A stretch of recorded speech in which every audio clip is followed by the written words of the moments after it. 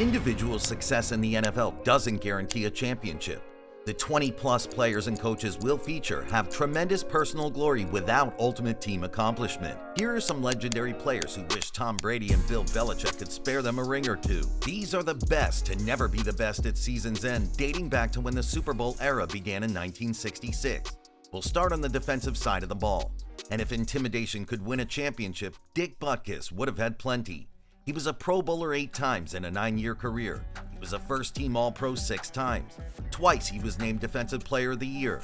By the time he retired, Butkus was arguably the greatest middle linebacker of all time. Not only did he never win a championship, he never appeared in a playoff game. Alan Page's accomplishments transcend football. He became a Presidential Medal of Honor recipient after serving as a Minnesota State Supreme Court judge. Could he have retroactively declared victory for his Vikings in one of those 4 Super Bowls? He's too honorable for that. Before the courtroom, he oversaw the gridiron and has a distinct place in NFL history.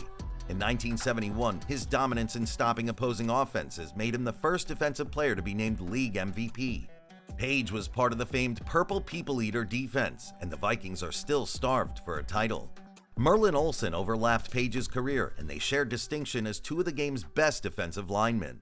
Olsen made 14 straight Pro Bowls and was a quarter of the Los Angeles Rams' fearsome foursome, as was Deacon Jones, the man credited with bringing the term sack into the football lexicon. Both Olsen and Jones began their careers before the Super Bowl was a thing, yet both had their chances to get there.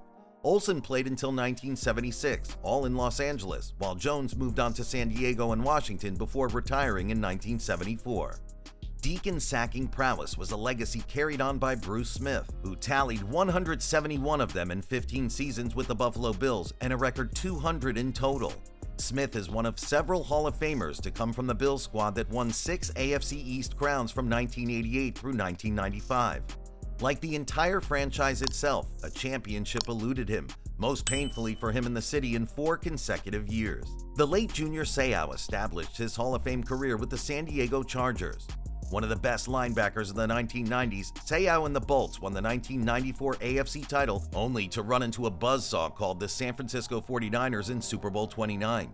He came out of a brief retirement to join the 2007 Patriots. Through 18 games and much of the 19th, it looked like Seau's decision to join this juggernaut would lead to his first title, but the Pats' only loss came in Super Bowl 42 to the New York Giants. J.J. Watt is the greatest player in the short history of the Houston Texans. By the time he had completed 5 seasons in the league, he had won the Defensive Player of the Year award 3 times.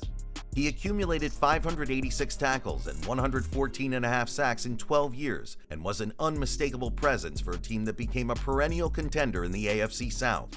He participated in 9 postseason games, 8 of them as a Texan, but was on the winning side just 3 times and never advanced past the divisional round.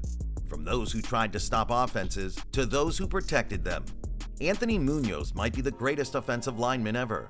He was a 9-time All-Pro and 11-time Pro Bowler with the Cincinnati Bengals. He was part of the franchise's initial 2 trips to the Super Bowl during the 1980s. Munoz complimented his greatness by being one of the classiest players around. But even he may have some disdain for the San Francisco 49ers, because both of those Super Bowl appearances were ruined by them in narrow defeats, by 5 points in Super Bowl 16 and by 3 points in Super Bowl 23. Randall McDaniel entered the league in 1988 and established himself as one of the most versatile linemen of his era, making 12 straight Pro Bowls. As a Minnesota Viking, he was a part of 9 playoff teams. The 1998 squad, which went 15-1, is arguably the greatest to never make the Super Bowl. McDaniel joined the emerging Tampa Bay Buccaneers in 2000. The Bucs never made it past the wildcard round in his 2 seasons. McDaniel retired before the 2002 season. Just his luck, the Bucs were the champions in the 2002 season. Bruce Matthews' durability alone made him worthy of final glory. He holds the record for the most career starts with one team, 292. He played all 5 positions on the offensive line, never missed a game due to injury. He was more than durable, he was great. 14 Pro Bowls over his 19 seasons in a career that began with the Houston Oilers and lasted through the franchise's move to Tennessee. In Super Bowl 34, his Titans came up 1 yard short of possibly sending their matchup with the Rams into overtime. You ever gonna get sick of this game, man? I don't want to have to really work. Both Tony Gonzalez and Antonio Gates redefined the tight end position in the 2000s. Gonzalez spent a dozen years with the Chiefs and the last 5 with the Falcons, while Gates spent the entirety of his 16-year career with the Chargers. Gonzalez was in the Pro Bowl 14 times, Gates 8. Gates had 955 receptions totaling more than 11,000 receiving yards, while Gonzalez hauled in 1,325 and accumulated more than 15,000 yards.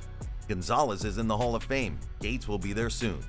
2 all-time great wide receivers who had almost parallel careers, who combined for more than 300 receiving touchdowns, who each exuded tremendous confidence and often backed it up. Each ended up with Hall of Fame Blazers, but the same number of titles. Terrell Owens first made noise in San Francisco, then Philadelphia, and later with Dallas, among other locations. Not even a damaged ankle would keep Owens from what would be his lone Super Bowl, as the Eagles fell to the Patriots by 3 in 2005. Moss soon joined the Pats, and with it, the makings of a team for the history books in 2007. He hauled in a record 23 touchdown catches as New England went unbeaten in the regular season, but the historic nature of Super Bowl 42 was because of a giant upset. 2 seconds left as the Giants take over. The Giants have won the Super Bowl. 9 years before, Moss had entered the league and was unstoppable from the outset. His phenomenal rookie season was a crucial cog in the Minnesota Viking machine that set the single-season team scoring record and went 15-1 in the regular season. His counterpart was Chris Carter, a veteran who would rack up 13 touchdown receptions. The Vikings should have won the Super Bowl following that stellar 1998 season. They didn't even get there, losing to the Atlanta Falcons in an NFC title game upset. Moss and Carter remain franchise legends. Carter is 4th in touchdown catches, while Moss sits 2nd. All that was missing in their resumes was a Super Bowl ring. Calvin Johnson, also known by many as Megatron, possessed several powers. He could catch better than any receiver in the league during his era. He could set the all-time single-season receiving yard record with 1,964 in 2012. He could be the league leader in catches that same year and touchdowns in 2008. He could even rack up 211 yards through the air in his first ever postseason game. Winning a Super Bowl wasn't one of them. Being on the Lions usually thwarts such power. What did Eric Dickerson see out of those rec specs? Unfortunately, not a title in the distance. Dickerson remains the single-season rushing champion, and it's unlikely anyone will break his 2,105 in 1984 for the foreseeable future. He played his first 4+ seasons with the Rams, getting as far as the NFC Championship game. He was traded to the Indianapolis Colts and pushed them over the top to a division title, but nothing more. He never got any closer to a championship, although he did rack up more than 13,000 yards. LaDainian Tomlinson also surpassed the 13K club and has his own place in the NFL record books. Most of that rewriting came in a sensational 2006 when he set the all-time marks for most rushing touchdowns with 28 and most touchdowns from scrimmage with 31. That year, his San Diego Chargers won 14 times in their 16-game schedule but never won in the playoffs, falling to New England in a divisional round upset. LT made the conference title game twice, with the Bolts in the 2007 season and the Jets 3 years later. Only the Detroit Lions could have 2 legends leave the game in their prime. Before Megatron, there was Barry. Fans who got to watch Barry Sanders will never forget his breathtaking running ability.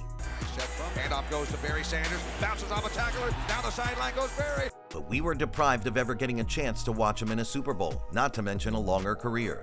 Despite that, it's hard to think of another ball carrier who had a better 10-year stretch. Sanders led the league in rushing yards 4 times and ran for more than 2,000 yards in his MVP year of 1997. When he abruptly quit in 1999, Sanders was 1,458 shy of the all-time career rushing record. On to the quarterbacks. Jim Kelly led the Buffalo Bills to 4 straight Super Bowls, the only times this franchise has played for the NFL title. He played well enough to win Super Bowl 25, only to lose by a point on a missed field goal. The other 3 weren't very close, although none of the defeats can truly be attributed to him. Whatever reputation he and the rest of those Bills received, he remains a hero in Buffalo and the symbol of what a resilient quarterback is. Fran Tarkenton ushered in the multi-dimensional quarterbacks we see populate the NFL today. He played from 1961 through 1978, and by the time he retired, Tarkenton was considered one of the best QBs ever as the all-time leading passer. He also rushed for 3,674 yards and 32 touchdowns over his career. The 1975 MVP got to the Super Bowl 3 times with the Minnesota Vikings, and in each of those games he never truly displayed the skills that made him so great. Dan Fouts was the pilot for the San Diego Chargers' aerial attack in the late 1970s.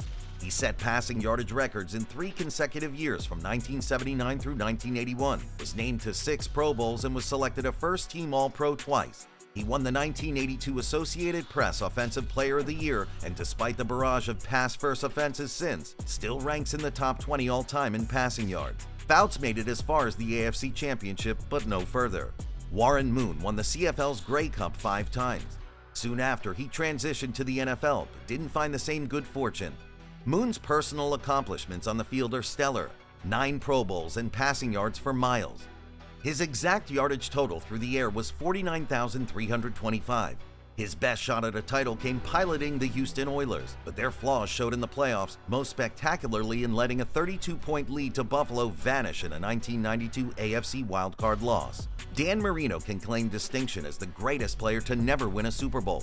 It didn't take long for him to reach the big game in his second pro season after winning league MVP and setting records for passing yards and passing touchdowns.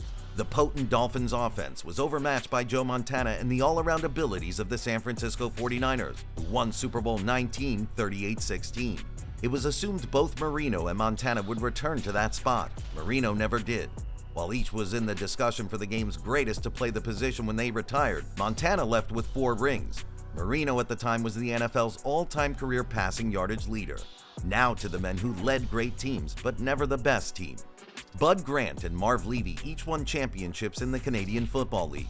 They're the only 2 coaches to reach the Grey Cup and the Super Bowl, but were each 0-4 in the NFL's title game. The Minnesota Vikings were molded in Grant's philosophy, and it certainly yielded positive results. They were the dominant team of the NFC from 1968 through 1980. The Vikings won the NFC Central 11 times. In 18 seasons, Grant amassed 158 NFL victories with a winning percentage of .622. Levy led an AFC dynasty with the Buffalo Bills after lesser success with the Chiefs, and before that, 2 titles in Canada. Levy won 143 regular season games and 11 in the playoffs. But like Bruce Smith, Jim Kelly, and many of the players he coached, he's remembered for losing the 4 straight Super Bowls he was in. Chuck Knox is 10th on the all-time wins list, but never reached the Super Bowl despite 11 playoff appearances. More impressively, he took 3 different teams to the postseason. Knox won 5 straight division titles with the Rams in the 1970s, revived the Buffalo Bills in the early 80s, and made the Seattle Seahawks winners for the first time later that decade. But his teams could never break through. He went 7-11 in the playoffs, including 3 straight conference title losses with the Rams. Don Coryell is one of the most underappreciated coaches ever, not only because he won a lot, but because his pass-first offense philosophy shaped the modern game. His Cardinals reached the playoffs twice in the 1970s. As head man of a Chargers offense known as Air Coryell, San Diego made it to the postseason 4 times, including the 1981 AFC Championship, only to be left out in the cold, literally. The Bengals beat the Bolts in temperatures only a penguin would have enjoyed. Marty Schottenheimer won just about everywhere he went: Cleveland, Kansas City, San Diego. A 1-year, 8-8 stint with Washington notwithstanding, Schottenheimer had consistent success, even tremendous success, at least in the regular season. It took him 14 years before he had a losing one. It was in the playoffs that his success ran out. Whether it was his style of play, tough luck, or a combination of both, Marty couldn't get to the big game. That was true right until the end, when the 14-2 Chargers lost in the 2006 divisional round to New England. Greatness in the NFL is sometimes unfairly defined by championships. These 31 men are the exception to that rule.